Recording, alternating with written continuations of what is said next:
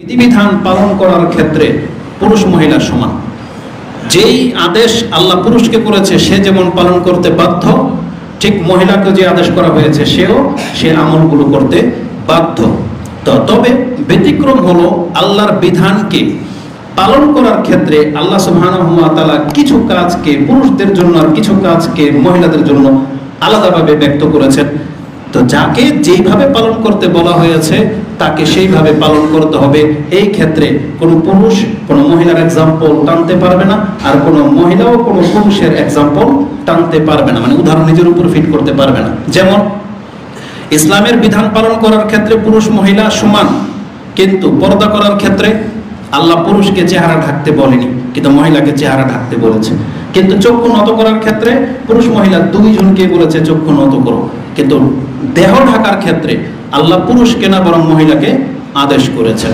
তেমনি অলংকারের ক্ষেত্রে আল্লাহ মহিলাদেরকে পারমিশন দিয়ে দিয়েছেন, তারা স্বর্ণ রূপার অলংকার ব্যবহার করতে পারবে, কিন্তু কোনো পুরুষ সেটা ব্যবহার করতে পারবে না। এই ক্ষেত্রে তাদের তারতম্য রয়েছে। মসজিদে এসে জামাতের ক্ষেত্রে পুরুষদের উপরে ফরজ, কিন্তু কোনো মহিলার উপরে জামাত ফরজ করা হয়নি। তেমনি সংসারের খরচ বহন করার ক্ষেত্রে এই দায়িত্ব আল্লাহ পুরুষদের উপরে চাপিয়েছেন, এই দায়িত্ব কোনো মহিলাকে দেওয়া হয়নি। তেমনি ইমামতির ক্ষেত্রে এই দায়িত্ব আল্লাহ পুরুষকে দিয়েছেন, সেটা রাষ্ট্রের হোক অথবা মসজিদের হোক, ইমামতি এই দায়িত্ব কার? এটা পুরুষের, এটা কোনো মহিলাকে দেওয়া হয়নি। তাহলে অতএব মহিলারা ইমামতি করতে পারবে না, সেটা মিম্বরের হোক অথবা রাষ্ট্রের হোক, এটা তাদের জন্য হারাম করা হয়েছে। এখানে শুধু একটু ইঙ্গিত দিয়ে দিই, আমাদের মহিলারা মনে করে নেতৃত্ব ক্ষমতা ইমামতি এদিক দিয়ে মনে হয় তাদেরকে ঠকানো হয়েছে, কিন্তু এই নির্বোধ বুঝে না এটা একটা দায়িত্ব, এটা একটা বোঝা। কিন্তু আমাদের দেশের নেতাদের দিকে তাকিয়ে তারা ধোঁকা খেয়ে যায়। তারা দেখতে পাচ্ছে যে নেতৃস্থানীয় কোনো ব্যক্তি হতে পারলেই তো ফ্যাসিলিটির শেষ নাই। একটু পেটে গ্যাস জমলে সাথে সাথে তাকে ট্রিটমেন্টের জন্য একবার আপার ক্লাসের হসপিটালে নিয়ে যাওয়া হয়, কিন্তু একজন ব্যক্তি সেই ফ্যাসিলিটি পায় না। তো যখন দেখতেছে যে নেতা হতে পারলেই ভোগ বিলাস, তখন যে কেউ নেতা হতে চায়। কিন্তু প্রকৃত অর্থে কি ইসলাম কি শিক্ষা দিয়েছে? বরং রাসূল বলেছেন, সাহাবায়ে কেরামরা যেটা শিক্ষা দিয়েছেন, আল্লাহ যেটা বলেছেন, যাকে যেই দায়িত্ব দেওয়া হয়েছে তার এই দায়িত্ব সম্পর্কে তাকে কিয়ামতের মাঠে জিজ্ঞাসা করা হবে। তাহলে জেনে শুনে কেউ এই দায়িত্ব নিতে চায়? কেউ নিতে চায় না। এই 5 ওয়াক্ত নামাজ জামাতে ইমামতি করা এটা যে কত কঠিন, এটা একটা মহিলাকে যদি দেওয়া হয়, সে বেশি দিন সব করে একদিন পারবে, 2 দিন পারবে, 1 সপ্তাহ হয়তো পারবে, কিন্তু তার জীবনের প্রতিটা সময়টাকে বাস্তবায়ন করা খুব কঠিন। এজন্য আল্লাহ দায়িত্বই তাদেরকে দেয়নি। তেমনি রাষ্ট্র পরিচালনার ক্ষেত্রেও আপনি শুধু ভোগবিলাসিতা দেখবেন না, এখানে দায়িত্ব দেখবেন। আমাদের দেশের নেতারা হয়তো বা বর্তমান বিশ্বের নেতারা হয়তো দায়িত্ব পালন করে না, শুধু ভোগবিলাসটা দেখতেছেন, কিন্তু এটার খেসারত নাই। মরলে না বুঝতে পারবে এটার খেসারতটা কত। এই জন্য এই আকাঙ্ক্ষা কখনোই করবেন না। তো আলাকুল্লি হাল, আমি আমার মূল বক্তব্যের দিকে ফিরে যাই। ইমামতির দায়িত্ব মহিলাদেরকে দেওয়া হয়নি, এই জন্য আপনি এখান থেকে মুক্ত।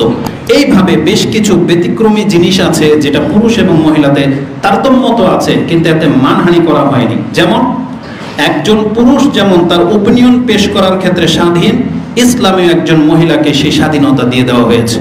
একজন পুরুষ যদি কোনো উপদেশ দেয় কাউকে, সে যেমন এটা নিতে পারে, মহিলাও যদি উপদেশ দেয় তারটাও গ্রহণযোগ্য হতে পারে যদি সে বিজ্ঞ হয়ে থাকে। বরং আমাদের কাছে তো এমন কিছু প্রমাণ আছে, আমি আপনাকে দেখাতে পারি। মাসলা মাসাইলের ক্ষেত্রে, জ্ঞানের ক্ষেত্রে আল্লাহ সুবহানাহু ওয়া তাআলা মহিলাদেরকে এতটা উচ্চ মানের মর্যাদা দিয়ে দিয়েছেন যে কোনো মাসলার ক্ষেত্রে যদি কোনো মহিলার মাসলা সঠিক হয় কোনো পুরুষের চাইতে, তাহলে পুরুষ হওয়ার ক্ষেত্রে তারটা গ্রহণ করতে হবে মহিলা বলে, সেজন্য আপনি ডিনাই করে দেবেন এই অধিকার নাই। বরং মহিলারটা যদি সঠিক হয় তারটা গ্রহণ করতে আপনি বাধ্য।